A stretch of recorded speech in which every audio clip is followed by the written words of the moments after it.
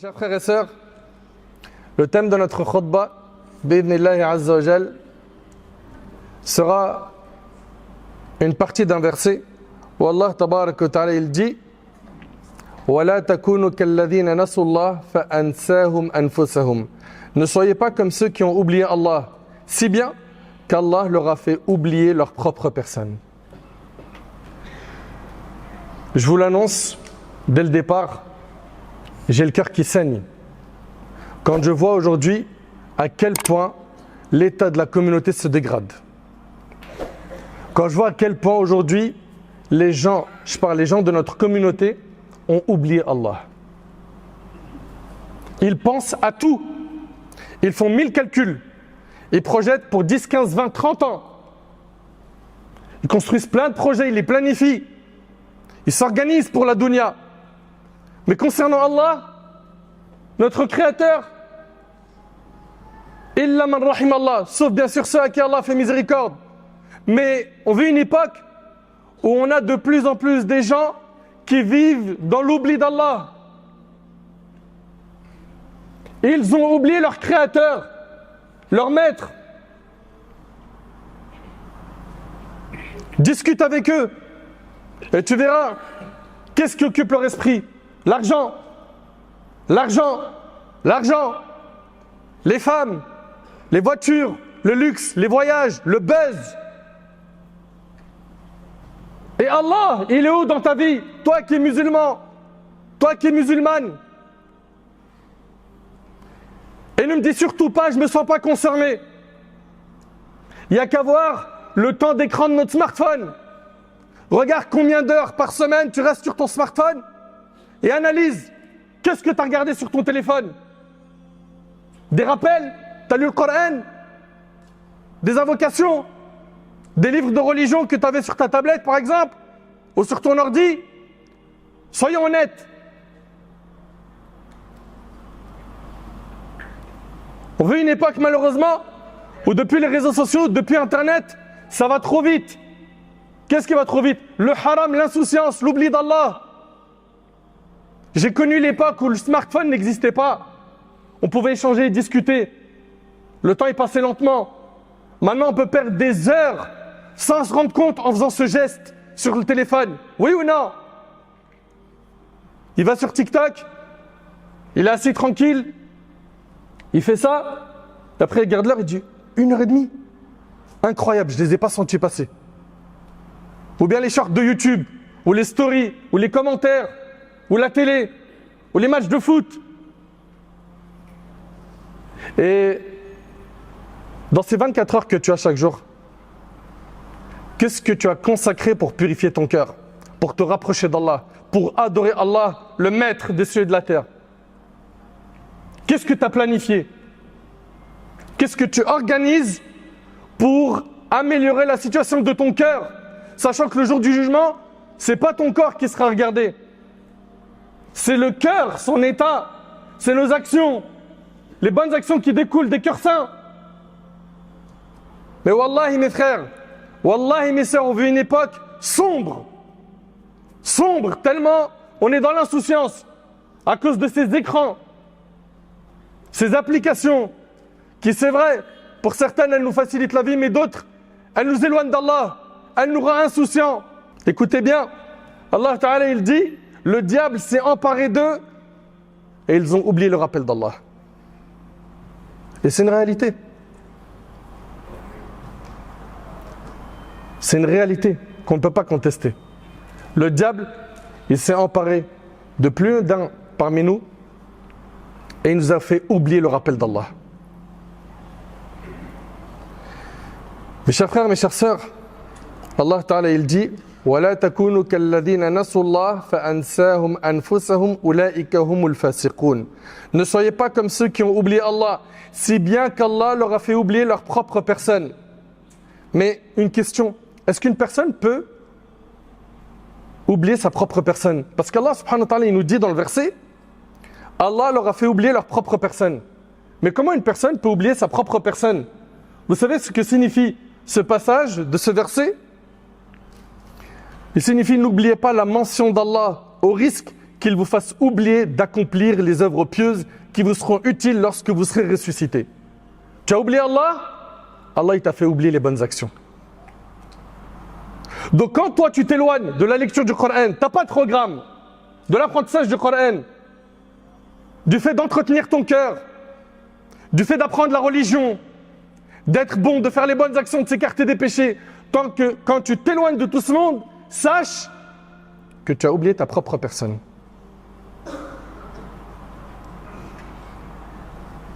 Je ne sais pas si on réalise à quel point c'est dangereux d'oublier sa propre personne. Allahu Akbar. Voyons voir succinctement quelques exemples de personnes qui ont oublié leur propre personne.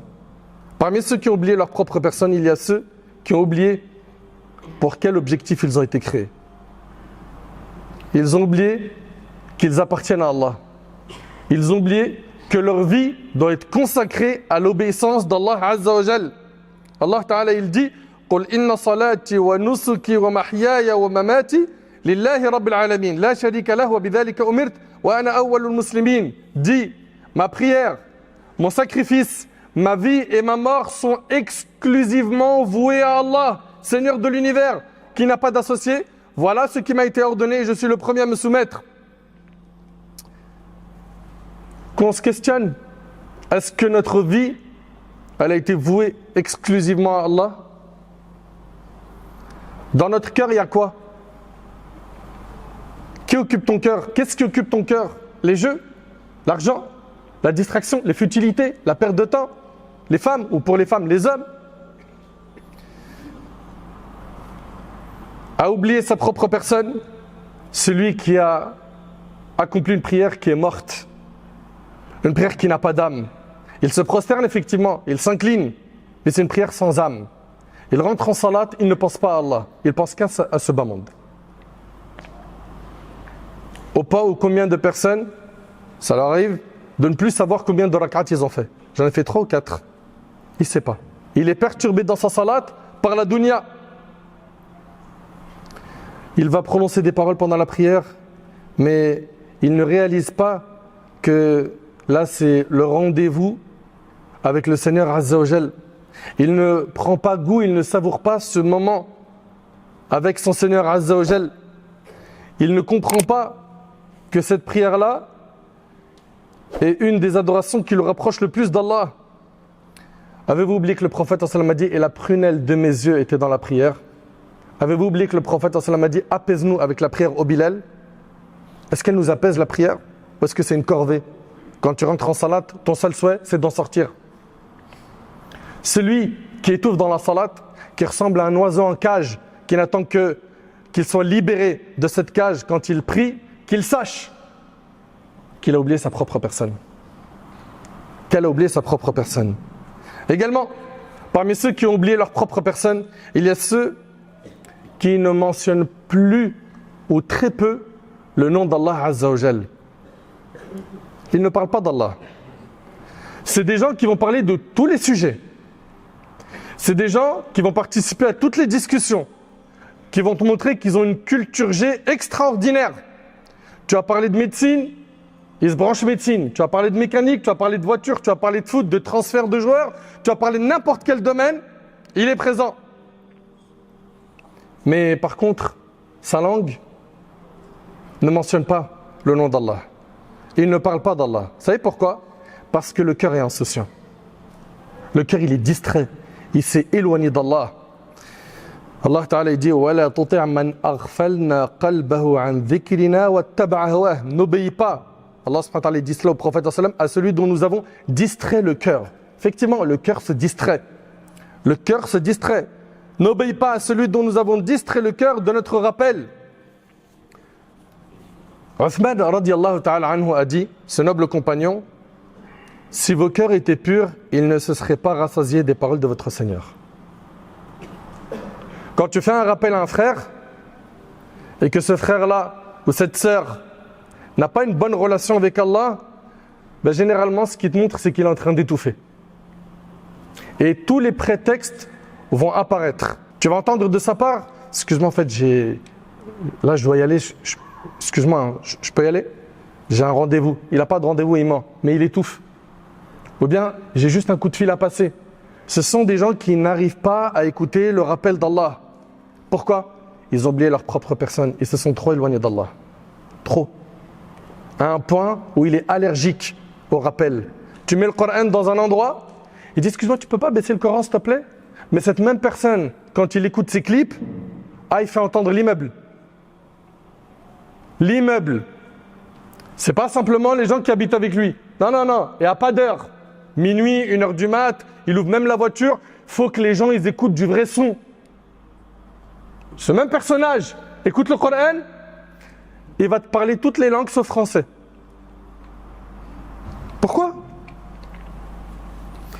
Les moments que l'on passe entre nos téléphones, nos assises, nos moments d'insouciance, de plaisanterie, si nous avions consacré un quart de ces temps-là à l'évocation d'Allah, cela aurait été meilleur pour nous. Et qu'en serait-il si nous consacrons la totalité de notre temps dans l'obéissance d'Allah? Tu sais, quand Allah tabarak wa ta'ala il parle de mentionner Allah, qu'est-ce qu'il nous dit dans le Coran? Écoute bien, Allah ta'ala il dit Ya ayyuhalladhina amanu udhkurullah dhikran kathira. Allah subhanahu wa ta'ala il dit ô vous qui avez cru, évoquez Allah d'une façon abondante. C'est-à-dire quand il faut parler d'Allah, Allah il nous demande de parler de lui beaucoup. C'est ce qu'on fait aujourd'hui. Mais analyse ta semaine. Combien de fois tu as parlé d'Allah? Combien de fois tu as ressenti le besoin de parler d'Allah? Ou d'entendre parler d'Allah à travers une conférence que tu as mise sur internet, sur ton téléphone? Combien de fois? Dans le hadith rapporté par le Bukhari, le prophète sallallahu alayhi wa sallam a dit l'image de celui qui évoque son Seigneur et de celui qui ne l'évoque pas est l'image du vivant et du mort. Et c'est rapporté par le Bukhari. C'est-à-dire que celui qui évoque Allah, qui parle d'Allah, qui mentionne Allah, il est vivant. Dans le cas contraire, il est mort. Mort spirituellement. Il est vivant physiquement, mais son cœur est mort. Le prophète sallallahu alayhi wa sallam a dit, écoutez bien s'il vous plaît, le hadith il est rapporté par Abu Daoud selon Abu Huraira. Chaque fois que des gens quittent un cercle où ils n'ont pas évoqué Allah le Très-Haut, c'est comme s'ils quittaient la charogne d'un âne. Ça sent bon, ça sent mauvais la charogne d'un âne. C'est un doux parfum. C'est quelque chose que tu peux supporter. Les assemblées où on ne mentionne pas Allah, où on ne parle pas d'Allah, ce sont des assemblées qui sentent mauvais. Chaque fois que des gens quittent un cercle où ils n'ont pas évoqué Allah le Très-Haut, c'est comme s'ils quittaient la charogne d'un âne. Et cela leur sera une source de remords. Le prophète sallallahu alayhi wa sallam dit que ça sera une source de regret. Qu'est-ce qui t'empêche mon frère? Qu'est-ce qui t'empêche ma sœur? Toi qui as une réunion avec ta famille ou avec tes amis, d'ouvrir le Coran, d'ouvrir un livre de hadith comme Riyad al-Salihin, de lire un hadith, son commentaire, un verset, son explication, au moins vous avez mentionné Allah. Qu'est-ce qui t'empêche de faire ça? Pourquoi? Non, j'ai honte. Après on va me dire, ah ça y est, tu commences à faire l'imam. On en est arrivé à un stade où on a honte de parler d'Allah. Et ceux qui sont dans le haram, ils n'ont pas honte eux, de parler du haram. Ah, ils le font et ils gonflent leur torse. C'est vrai, c'est pas vrai. Allah subhanahu wa ta'ala il nous a honorés par l'islam, par la grâce d'Allah tabarak wa ta'ala. On est comblé de bienfaits, on a le din, on a l'islam, et on a honte. Honte de parler de qui? Du maître, de celui qui bi'idhnillah va nous accorder le paradis. Inna lillahi wa inna ilayhi raji'un. Le prophète alayhi salatu wa salam a dit dans un hadith rapporté par Abu Daoud, celui qui s'assoit un moment sans évoquer Allah le Très-Haut aura commis un manquement vis-à-vis d'Allah. Quand tu commets un manquement vis-à-vis de tes parents, quand tu as été bien éduqué, tu fais le nécessaire pour corriger le tir. Quand tu as eu un manquement vis-à-vis de ta direction au travail ou à l'école, tu fais le nécessaire pour corriger ça, n'est-ce pas? Tu as eu un manquement vis-à-vis d'Allah, ça te fait ni chaud ni froid. Je vous ai dit, quand je vous ai commencé la khutbah, je l'ai dit en introduction, que wallahi j'ai le cœur qui saigne. Le cœur saigne quand tu vois le nombre d'heures incalculables perdues sur TikTok, Snap, Twitch, Facebook, YouTube, les shorts, les stories, les commentaires, les vidéos, les séries, les matchs de foot et j'en passe. À oublier sa propre personne, celui qui suit ses passions. et qui a été ensorcelé par ce bas monde. Jusqu'au point où il en est devenu ivre. Ivre de ce bas monde. Tu regardes son temps, c'est les achats. C'est un acheteur compulsif. H24, il est en train d'acheter. Son doigt, il fait que ça. Ajouter au panier, achat, achat. Il fait que ça. Ou s'il n'est pas en train d'acheter, il est en train de chercher ce qu'il va acheter. Mais ça, c'est parce que tu as oublié ta propre personne. Si tu es quelqu'un d'éveillé, si tu étais quelqu'un d'éveillé, tu aurais nagé à contre-courant. Tu n'aurais pas suivi les gens. Parce qu'aujourd'hui, c'est ce qu'ils font les gens, malheureusement. Et le problème, c'est que cette personne insouciante, elle va arriver le jour du jugement, le jour du rassemblement, aveugle. Vous entendez? Aveugle. قال ربي لما حشرتني أعمى وقد كنت بصيرا قال كذلك أتتك آياتنا فنسيتها وكذلك اليوم تنسى. Celui qui s'est détourné du rappel d'Allah, il va vivre une vie pleine de gêne. Vous savez, ça veut dire quoi? Ça veut dire que sa poitrine sera oppressée en raison de son égarement. Même si en apparence il jouit de délices ici-bas, son cœur ne parvient pas à la certitude et à la guider. Il vit dans l'angoisse, l'incertitude et le doute. Donc cette personne-là, il va vivre une vie pleine de gêne sur terre parce qu'il s'est éloigné d'Allah. Et au jour de la résurrection, nous dit Allah, nous l'amènerons au rassemblement aveugle. Il est ressuscité aveugle. Ce qu'on est en train de vous dire là, c'est dans le Coran. Il dira, Seigneur, pourquoi me fais-tu comparaître aveugle alors qu'auparavant je voyais? Regardez la réponse. Tout comme tu as négligé nos signes qui te sont parvenus, aujourd'hui tu seras abandonné. Il sera abandonné dans le feu de l'enfer. Wal'iyadu billah. Allahu Akbar. A oublié sa propre personne, celui qui voit défiler les années de sa vie, des décennies de sa vie qui partent et il ne revient pas vers Allah subhanahu wa ta'ala. Il est en train de perdre ce qu'il a de plus cher, son temps. Son temps, ce temps qui ne revient pas. Ce temps qui ne revient pas. Et si seulement il profitait au moins d'une science profane, de quelque chose qui va lui être utile dans la dunya. Non! Non! Il profite ni dans la dunya, ni dans le din. Il tue son temps. Allah Ta'ala dit Hatta idha ja'a ahadahumul maut, qala rabbi irji'un la'alli a'malu salihan fima tarakt, kalla innaha kalimatun huwa qailuha wa min wara'ihim barzakhun ila yawmi yub'athun. Lorsque la mort se présente à l'un d'eux, il s'écrie Seigneur, fais-moi revenir sur terre. Est-ce que tu veux faire partie de cela? Seigneur, fais-moi revenir sur terre afin que j'accomplisse une œuvre pieuse parmi les choses que j'ai délaissées. Non. Regarde la réponse d'Allah. Non. Il n'y aura pas possibilité de revenir sur terre. Non, ce n'est là qu'une vaine parole. Et devant eux se dresse une barrière jusqu'au jour où ils seront ressuscités. A oublié sa propre personne, celui qui a multiplié les disputes autour de lui. Il ne parle plus à personne. Il a coupé les ponts avec tout le monde. Son cœur est plein de haine, d'animosité. Il en arrive à un stade où il a le cœur malade, tellement il ne parle plus à ses frères et à ses sœurs. Il s'est isolé, il s'est retrouvé seul. Pourquoi? Parce que son cœur est rempli d'animosité envers ses frères et ses sœurs. Délaisse ça pour Allah subhanahu wa ta'ala. Délaisse ça. Le jour du regret, toi qui as coupé les ponts avec tes frères, tu vas le regretter amèrement. Allah Ta'ala il dit, et je te le rappelle, le jour où ni les richesses ni enfants ne seront d'aucune utilité sauf celui qui viendra à Allah avec un cœur sain. Un cœur sain, bien entretenu. A oublié sa propre personne, celui qui ne se soucie pas de comment est-ce qu'il gagne son argent, de manière licite ou illicite. Il mange à tous les râteliers. Tous les coups sont permis pour pouvoir s'enrichir. Et à la fin, il s'étonne des conséquences de l'argent haram. Qu'avec sa femme, c'est électrique. Qu'il a des enfants qui lui font la misère. Que sa voiture, elle tombe en panne ou qu'elle a été brûlée. Que les malheurs ne font que d'augmenter dans sa vie. Il ne comprend pas. Il ne comprend pas d'où viennent tous ces malheurs.